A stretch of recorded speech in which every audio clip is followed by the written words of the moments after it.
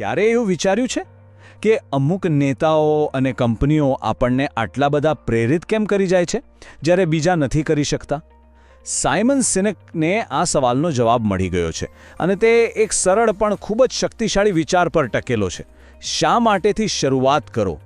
ચાલો આને જરા ઊંડાણમાં સમજીએ.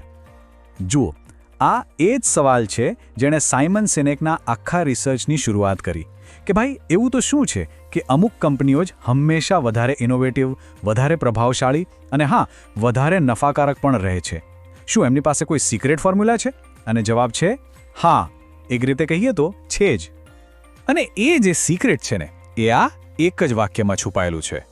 લોકો તમે શું કરો છો તે નથી ખરીદતા, તેઓ તમે તે શા માટે કરો છો તે ખરીદે છે. આ વાતને જરા સમજો. આ કોઈ માર્કેટિંગની ટેકનિક નથી, આ તો માનવ સ્વભાવનો એક મૂળભૂત સિદ્ધાંત છે. આ જ એ વસ્તુ છે જે વિશ્વાસ અને વફાદારીનો પાયો નાખે છે. તો પછી મોટાભાગના લોકો ભૂલ ક્યાં કરે છે? સિનેકના કહેવા મુજબ આખી સમસ્યા છે ને વાતચીત કરવાની રીતમાં છે. મોટાભાગની કંપનીઓ એક જ રીતે વાત કરે છે, જ્યારે જે ઇન્સ્પાયરિંગ લીડર્સ છે એ બિલકુલ ઉલટું કરે છે. ચાલો આ તફાવત શું છે જોઈએ. જુઓ, મોટાભાગની કંપનીઓ બહારથી અંદર એટલે કે આઉટસાઇડ ઇન વાત કરે છે. મતલબ તેઓ પહેલાં કહેશે કે તેઓ શું બનાવે છે અને પછી કહેશે કે તે કેવી રીતે બીજાઓથી અલગ છે. અને હા, આ રીતે કદાચ એક બે વાર વેચાણ થઈ પણ જાય.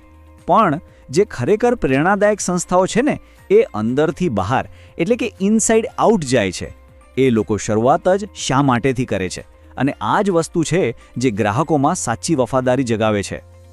તો આખી સમસ્યાનો ઉકેલ શું? એના માટે સિનેકે એક બહુ જ સિમ્પલ પણ એટલું જ પાવરફુલ મોડલ બનાવ્યું છે, જેને કહેવાય છે ધ ગોલ્ડન સર્કલ. આ 3 વર્તુળો જ પ્રેરણાનું આખું રહસ્ય ખોલી નાખે છે. ચાલો આપણે બહારના સર્કલથી શરૂ કરીએ.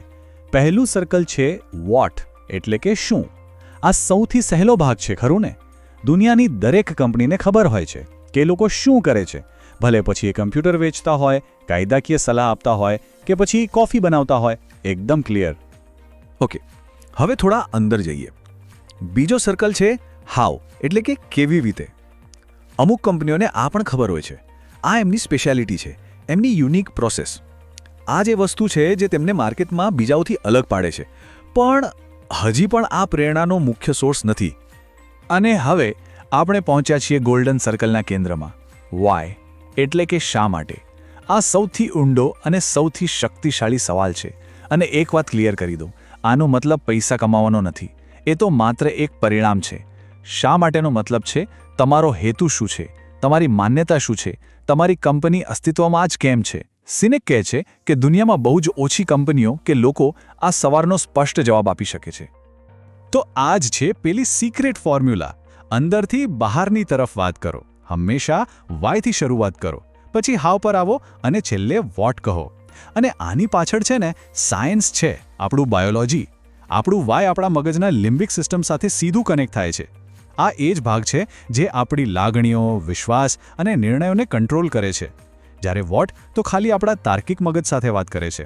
એટલે જ જ્યારે આપણે વાયથી શરૂ કરીએ છીએ ને ત્યારે એ સીધું દિલને સ્પર્શે છે અને એ જ સૌથી અસરકારક છે. ચાલો આ બધી થિયરીને હવે એકદમ પ્રેક્ટિકલ રીતે સમજીએ અને એના માટે સિનેક એકદમ પરફેક્ટ ઉદાહરણ આપે છે, એપલનું. ચાલો જોઈએ કે એપલ આ ગોલ્ડન સર્કલનો ઉપયોગ કેવી રીતે કરે છે. એપલનું કોઈ પણ માર્કેટિંગ કેમ્પેન યાદ કરો. એ લોકો ક્યારેય એવું કહીને શરૂઆત નથી કરતા કે અમે બહુ સારા કમ્પ્યુટર બનાવીએ છીએ. ના, એ લોકો હંમેશા એમના વાયથી શરૂઆત કરે છે. એમનો મેસેજ શું હોય છે? અમે જે કંઈ પણ કરીએ છીએ એમાં અમે સ્ટેટસ કોને એટલે કે યથાસ્થિતિને ચેલેન્જ કરવામાં માનીએ છીએ. અમે અલગ રીતે વિચારવામાં માનીએ છીએ. આ જ છે એમનો હેતુ, એમનું વાય. અને એ પછી જ તેઓ આવે છે હાવ અને વોટ પર. તેઓ આ યથાસ્થિતિને કેવી રીતે પડકારે છે? તો સુંદર ડિઝાઇનવાળા અને એકદમ યુઝર ફ્રેન્ડલી પ્રોડક્ટ્સ બનાવીને. અને આ પ્રોડક્ટ્સ શું છે? તો કે શાનદાર કમ્પ્યુટર્સ અને ફોન્સ. જોયું, આખો ક્રમ જ બદલાઈ ગયો. અને એટલે જ લોકો એપલના કમ્પ્યુટર નથી ખરીદતા. તેઓ એપલની જે વિચારધારા છે, એમનું જે વાય છે એ ખરીદે છે. ઓકે, તો હવે સવાલ એ થાય કે કોઈ પણ વ્યક્તિ કે પછી કોઈ કંપની પોતાનું વાય કઈ રીતે શોધી શકે? તો ચાલો આ કોન્સેપ્ટને અમલમાં મૂકવા માટે એક પ્રેક્ટિકલ પ્લાન જોઈએ. આખી પ્રોસેસનો એક ક્લિયર રોડ મેપ છે. સૌથી પહેલું અને કદાચ સૌથી અઘરું કામ છે પોતાનું વાય શોધવું.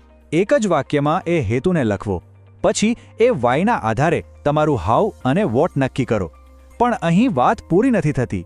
એ પછી તમારું દરેક કમ્યુનિકેશન એ વાયથી જ શરૂ થવું જોઈએ. તમારી ટીમને એ મિશન સાથે જોડો. દરેક નિર્ણય લેતા પહેલાં વિચારો કે શું એ આપણા વાય સાથે મેચ થાય છે? અને છેલ્લે આ વાયને કંપનીના કલ્ચરનો એક ભાગ બનાવી દો.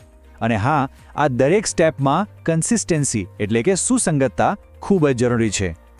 સારું, જ્યારે કોઈ કંપની ખરેખર પોતાના વાય પ્રમાણે જીવવાનું શરૂ કરે છે ત્યારે એની અસર ખાલી પ્રોફિટના આંકડાઓ સુધી નથી રહેતી. એનાથી કંઈક એવું બને છે જે ખૂબ ઊંડું અને લાંબા સમય સુધી ટકી રહે છે. અને આ જ છે એનો ફાઇનલ રિઝલ્ટ. જ્યારે તમે વાયથી શરૂઆત કરો છો ત્યારે તમે શું બનાવો છો? તમે વિશ્વાસ બનાવો છો. તમે ગ્રાહકોમાં વફાદારી બનાવો છો. તમારા કર્મચારીઓ ખાલી પગાર માટે નહીં પણ એક મિશન માટે કામ કરે છે. અને આ જ વિશ્વાસ તમને બજારના દરેક ઉતાર ચઢાવમાં ટકાવી રાખે છે. લોકોને તમારી સાથે જોડાવા માટે એક કારણ મળે છે. એટલે છેલ્લે આ આખો વિચાર ખાલી બિઝનેસ વિશે નથી, એ લીડરશિપ અને પ્રભાવ વિશે છે. જે લોકો વાયથી શરૂઆત કરે છે એ લોકો માત્ર કર્મચારીઓ નથી બનાવતા, તેઓ અનુયાયીઓ બનાવે છે. એ લોકો એવી સંસ્થાઓ બનાવે છે જે માત્ર વેપાર નથી કરતી પણ એક આંદોલન બની જાય છે. તો અંતે સવાલ એ જ છે, તમારું વાય કયું આંદોલન બનાવશે?